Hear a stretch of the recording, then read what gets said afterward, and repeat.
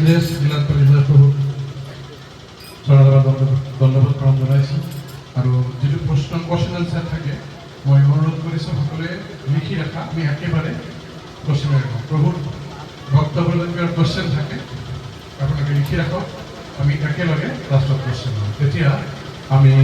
আমাৰ পৰম সৌভাগ্য যে আমাৰ ইয়াত উপস্থিত হৈছেহি লগতে গুৱাহাটী ৰুক্মিণী কৃষ্ণ মন্দিৰৰ প্ৰেচিডেণ্ট আৰু ISKCON EIDC zonal secretary His grace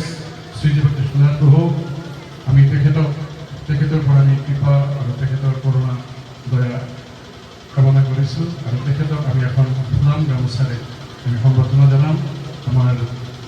temple development trust বৰ্ডৰ মেনেজাৰ সুবিজয় বৰপ্ৰসাদ দাস প্ৰভু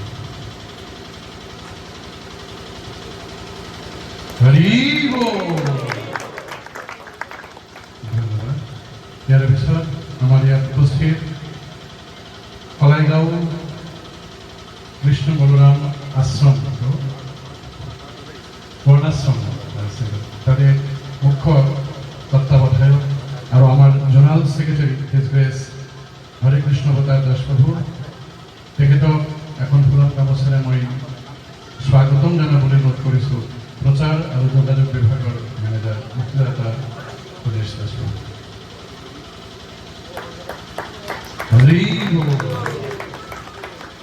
সেইখিনিতে মই তেওঁলোকক স্বাগতম ধন্যবাদ কৃতজ্ঞতা জনাই আৰু কিবা অজানিত ভুল ত্ৰুটি হ'লে ক্ষমা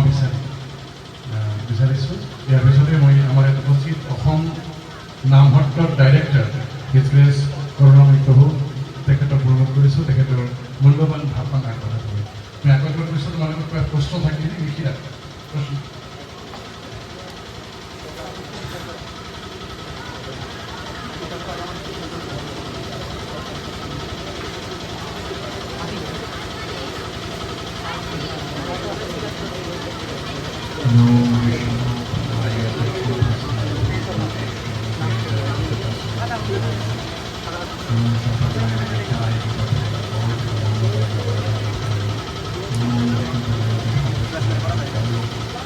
श्रीमती भक्ति वेदांत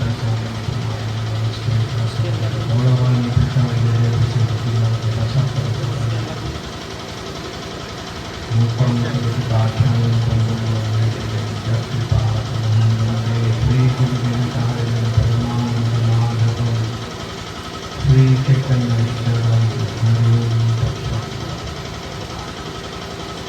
हरे कृष्णा तो আজি বৰষুণ বতৰ এতিয়াও দি আছে বৰষুণ এই প্ৰগ্ৰেমত তোমালোক সকলো অহাৰ কাৰণে সকলোকে আমি আমাৰ ফালৰ পৰা আন্তৰিক কৃতজ্ঞতা যাচিছোঁ আৰু ধন্যবাদ জ্ঞাপন কৰিছোঁ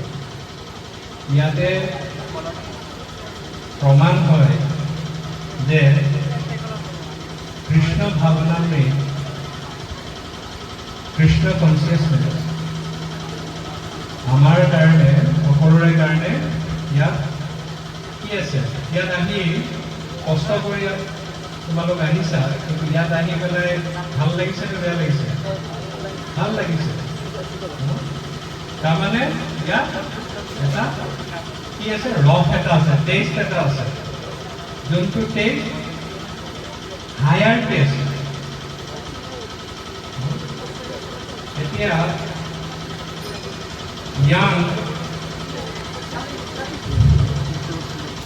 ইউথ হিচাপে তোমালোকে ঘৰত বহি বেলেগ কিবা কিবি বহুতে হয়তো ঘৰত বহি পেলাই আজি ছানডে কোনোবাই টিভি চিৰিয়েল চাই আছে কোনোবা মোবাইলত ব্যস্ত হৈ আছে তোমালোক ইয়াত আহিছা সেইটো খুব ভাল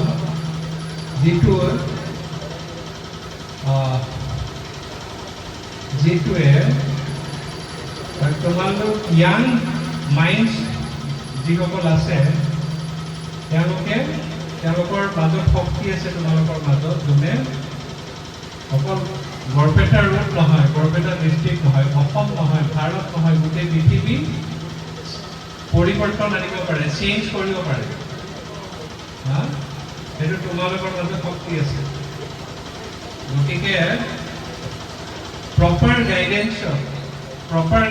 আৰু প্ৰপাৰ কেয়াৰ এই দুটা খুব ইম্পৰ্টেণ্ট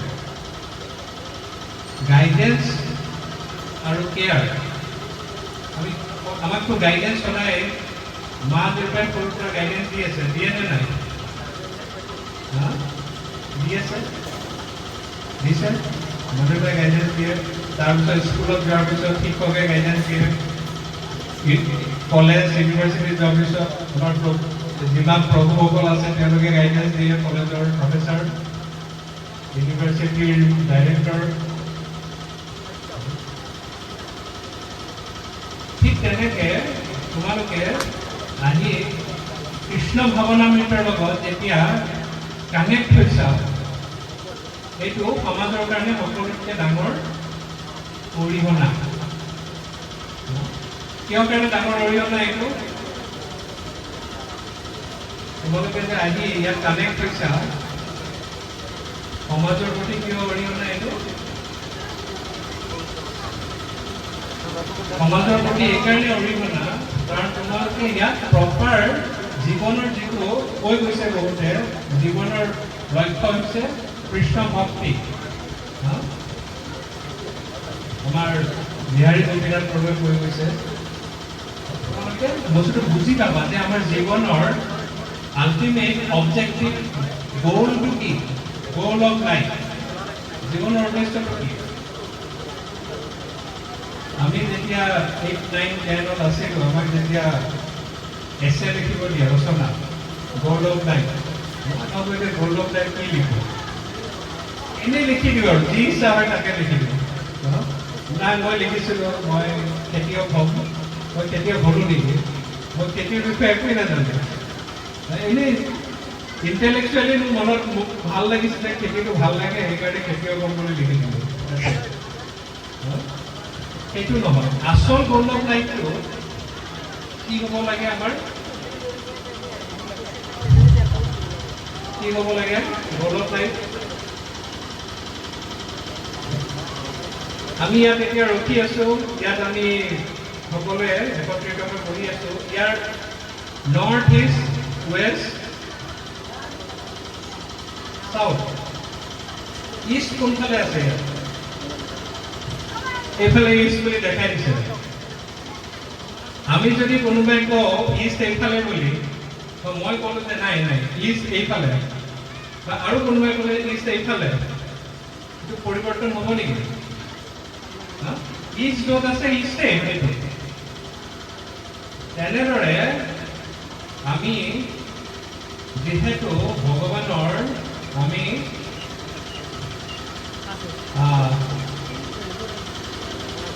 আমি ভগৱানৰ কি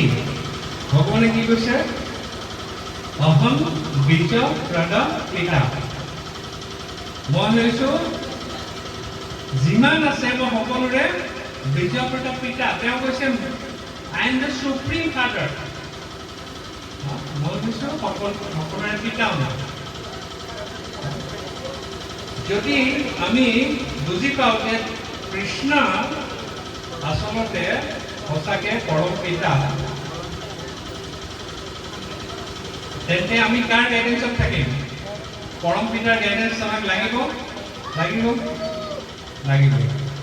পৰম পিতাৰ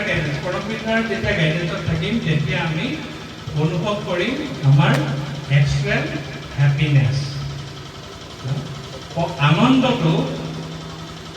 কি বস্তু আমি অনুভৱ কৰিম অন্তৰত আমি যেতিয়া একদম বেবী আছিলো একদম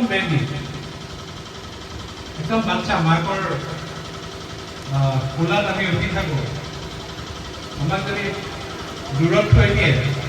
আমি কি কৰোঁ কান্দিব আৰম্ভ কৰোঁ আৰু যি মুহূৰ্ততে মায়ে আহি কোলাত লৈছিল তেতিয়া আমাৰ কান্দন বন্ধ হৈছিল যে ভাল পাইছিলোঁ এটা বাচ্চাৰ কাৰণে এটা বেবীৰ কাৰণে আনন্দটো হৈছে মাকৰ কোলা সেইখিনিলৈকে ঠিকে আছে মাকৰ কোলাত আহিলে মই আনন্দ পাই যাওঁ যেতিয়া অকণমান ডাঙৰ হ'লো এতিয়া মাকৰ কোলাৰ পৰা নামিলোঁ আমি নামি পেলাই আমি কি কৰোঁ বিভিন্ন পুতলা আমি খেলিবলৈ ধৰোঁ খেলনা এইবিলাক চাই পেলাই ভাল লাগে আৰু ভাল লাগিছিল নে কোনোবাই খেলিছিল নে পুতলা লৈ কোনে খেলিছিল কোনে খেলিছিল বাচ্চা থাকোঁতে খেলনা লৈ পেলাই হাত আকৌ বাকী কোনেও খেলা নাই অলমষ্ট চবেই খেলিছিল সেই সময়ত আমি ভাবিলোঁ আমাৰ আনন্দটো এই পুতলাৰ লগত যেতিয়া খেলি থাকিম তেতিয়া আমি আনন্দিত হৈ থাকিম আজি যদি আপোনালোকক পুতলা দিয়ে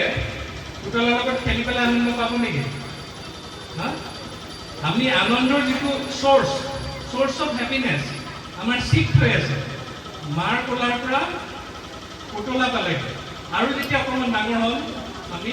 যোন ফ্ৰেণ্ডশ্বিপ আমাৰ ভাল লগা হ'ব বাচ্চা টাচ্চাৰ লগত আমি ওলাই গ'লোঁ কাৰোবাৰ লগত আমি খেলিলোঁ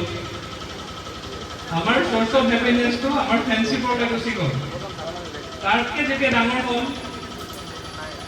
আমাৰ ভাল লাগিব যে চবেই পালচাৰ বাইক চলাই আছে স্কুটি দি আছে গভৰ্ণমেণ্টেও দি আছে ময়ো ফাৰ্ষ্ট ডিভিজন লওঁ যেনে তেনে আৰু মই স্কুটি এখন লৈ যদি মই ঘূৰি থাকিব পাৰোঁ মোক বিৰাট আনন্দিত হওঁ হয়নে কথাটো স্কুটিখনত আমি বিচাৰিব চেষ্টা কৰিম আনন্দ পাইছোঁ তাৰপিছত যেতিয়া আৰু ডাঙৰ হ'ম তেতিয়া স্কুটিও ভাল নালাগা হ'ব পুতলাটো কেতিয়াবা এৰিলোঁ স্কুটি ভাল নালাগে তেতিয়া আমাৰ লাগিব যে এতিয়া মই পঢ়া শুনা কৰিলোঁ কিমান বছৰ পাছ আউট কৰিলোঁ এতিয়া যদি ক'ৰবাত মোৰ ভাল যদি মই এটা চাকৰি পাওঁ বা ভাল এটা বিজনেছ কৰিব পাৰোঁ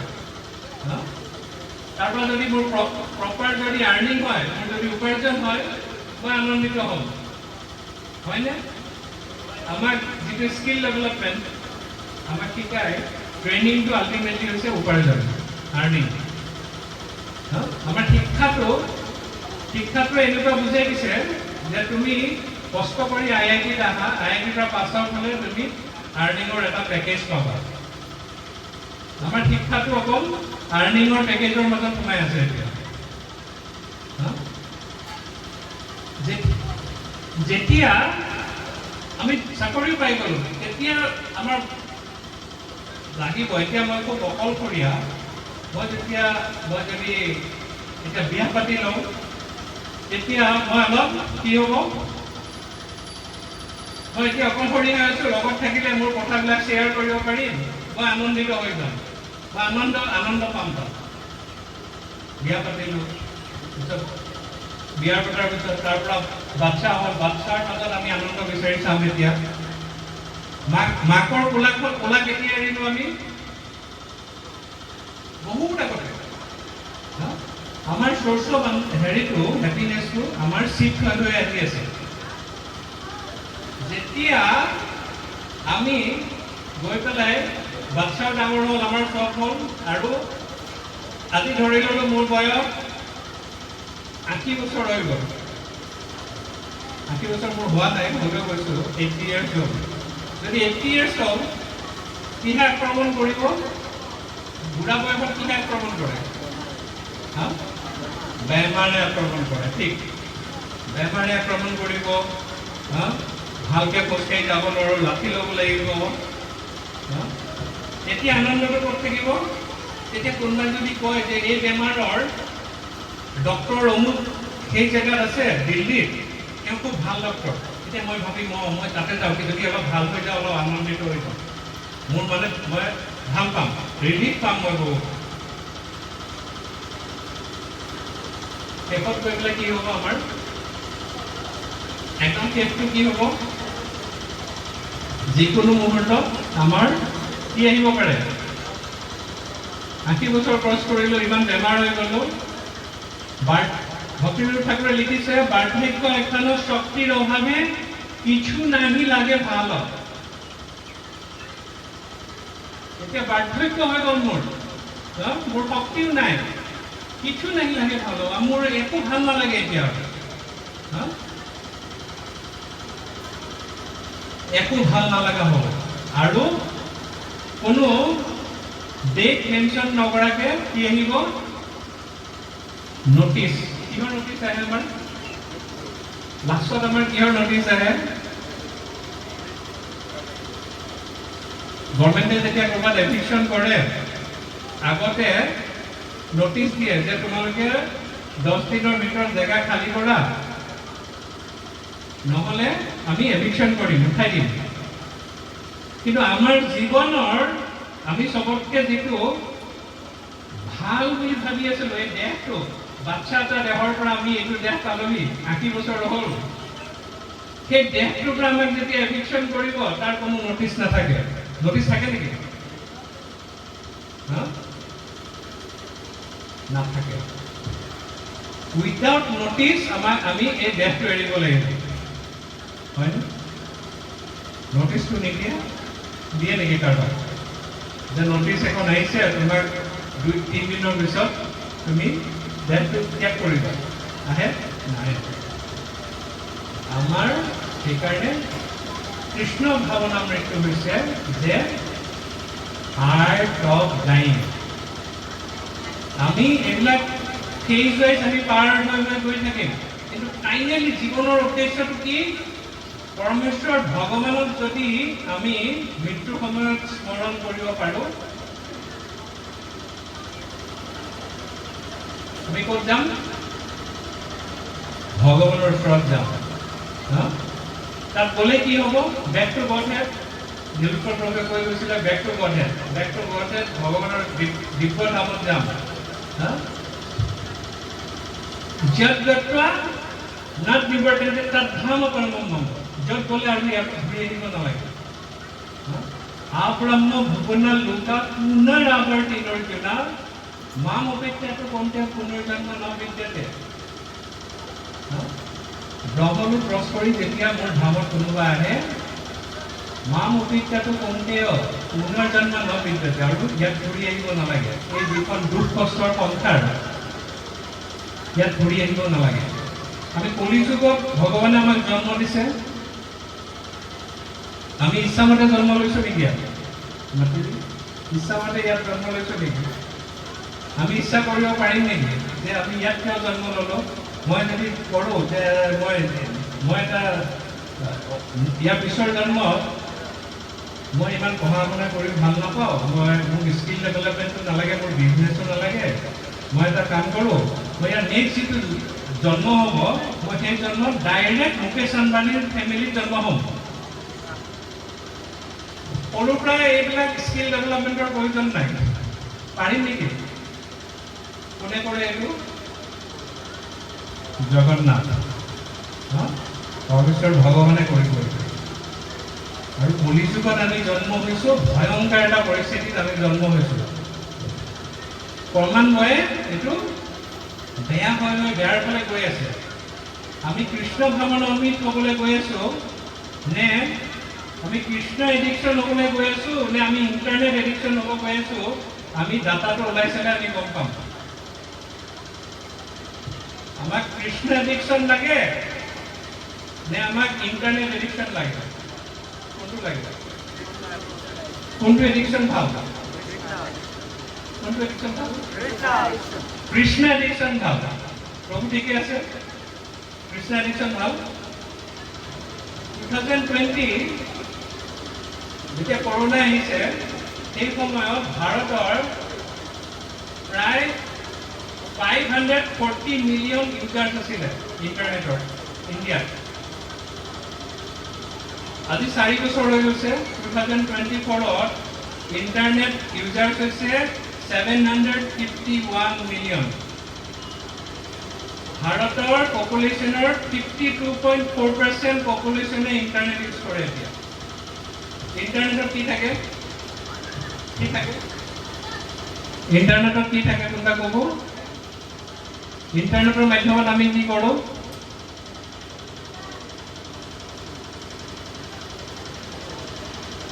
ক'ব কোনোবাই কিমান বাঢ়িলে 540 মিলিয়নৰ পৰা 4 বছৰত কিমান বাঢ়িলে কৰোণাৰ পিছত 751 million. ইয়াৰ উদ্দেশ্যটো কি? এনেকৈ গৈ আছে ইণ্টাৰনেট ইউজাৰ্ছ, এনেকৈ গৈ আছে। আৰু ইণ্টাৰনেটৰ মাধ্যমত কি হৈছে, ভাল দিশ এটা আছে, বেয়া দিশ এটা আছে। কিন্তু আনফৰ্চুনেটলি ইণ্টাৰনেটৰ এই ব্যৱস্থাটোৰ কাৰণে যিটো ষ্টেটিষ্টিক্স আছে তাত কৈছে যে গোটেই ৱৰ্ল্ডৰ যিমান ষ্টুডেণ্টছ আছে, ষ্টুডেণ্টছৰ 85% ষ্টুডেণ্টছৰ কি হৈছে 85% ষ্টুডেণ্টৰ ডিপ্ৰেশ্যনত আছে বিকজ অফ ইণ্টাৰনেট।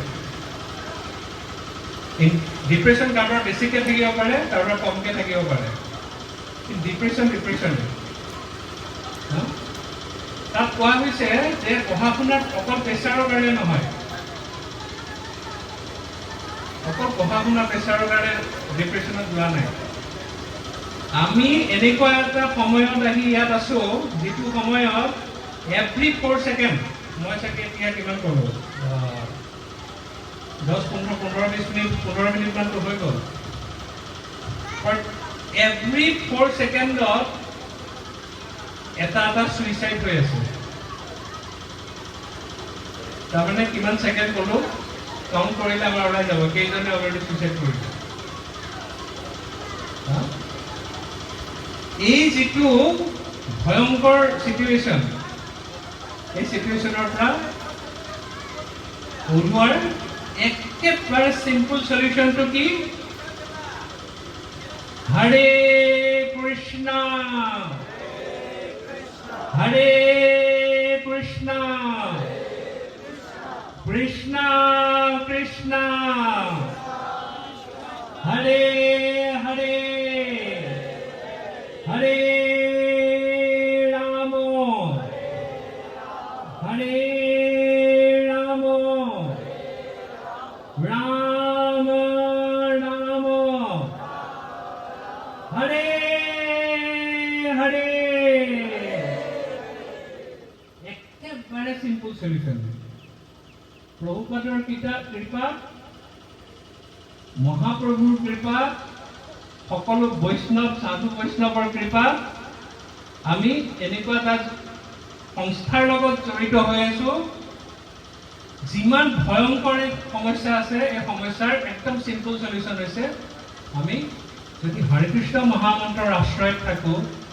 সাধু গুৰু বৈষ্ণৱৰ আশ্ৰয়ত থাকোঁ, প্ৰভুপাদৰ আশ্ৰয়ত থাকোঁ, এইবিলাকে আমাক কি কৰিব নোৱাৰে, টাচ কৰিব নোৱাৰে। আমি এইটো যেনেকৈ কবচ বুলি কয় আৰ্মাৰ, এইটো আমাৰ কলিযুগৰ কাৰণে আৰ্মাৰ, কবচ আমাৰ কাৰণে। সেইকাৰণে হৰিনামটো কি হৈছে মহৌষধ। মহৌষধটো কি? অকল একমাত্ৰ হৰিনাম। সেইকাৰণে প্ৰভুসকলে লগাই থৈ দিছে হৰে নাম হৰে নামৈব কেৱলম কলো নাস্তেব গতিৰন্যথা। হৰে নামৈব কেৱলম কলিযুগত। আমি যদি এই য়ং বয়সৰ পৰা আমি যদি হৰিনামৰ আশ্ৰয়ত থাকোঁ, আমাৰ কলিযুগৰ এই যিবিলাক প্ৰভাৱ হৈছে, এখন যদি চাকু থাকে, সেই চাকুখন যদি এজন ডকাইতে পায়, সেই চাকুখন দি কি কৰিব পাৰে? মাৰ্ডাৰ কৰি দিব পাৰে, ডকাইতি কৰিব পাৰে, সেইখন দেখায়। আৰু সেই একেখন চাকু যদি এজন এক্সপাৰ্ট চাৰ্জনে পায়, কাৰোবাক জীৱন দান কৰিব পাৰে। ঠিক একেদৰে হৰিনাম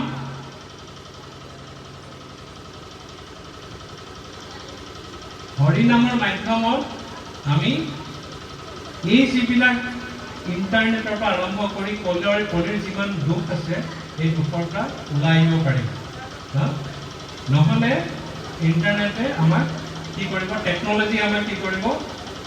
কৰিব? আমাক পেৰালাইজ কৰি দিব। চিম্পলি পেৰালাইজ কৰিবলৈ গৈ আছে। গতিকে আমি পেৰালাইজ শুনা পেৰেলাইজ হ'বলৈ ইচ্ছা আছে নেকি? কাৰোবাৰ? কাৰো নাই। যদি ইচ্ছা নাই, আমি সদায় ভক্ত সংগ, প্ৰভুপাদৰ সংগ আৰু হৰিনামৰ সংগ থাকিব লাগিব। বহুত সময় কৈ দিলোঁ, আমাৰ স্বয়ং শ্ৰীজি প্ৰভু বহি আছে, হৰেকৃষ্ণ প্ৰভু বহি আছে। খুব ভাল লাগিলে, ধন্যবাদ। হৰে কৃষ্ণ।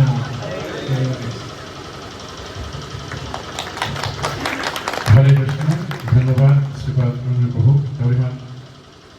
সাৰগৰ্ভ